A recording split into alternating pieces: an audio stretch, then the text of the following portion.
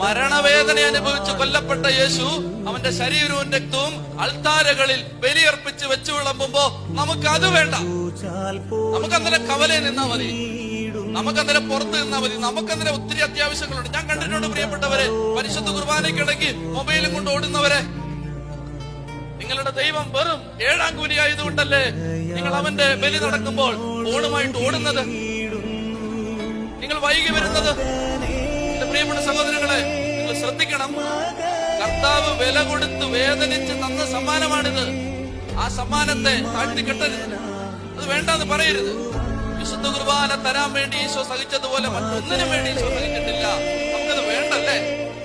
എന്നിട്ട് ദുരിതങ്ങൾ വരുമ്പോ നമ്മൾ പറയാണ്, കർത്താവ് ജോലിതാ, വീടുതാ, മക്കളെന്താ, ഞങ്ങൾക്ക് സമാധാനം എന്താ?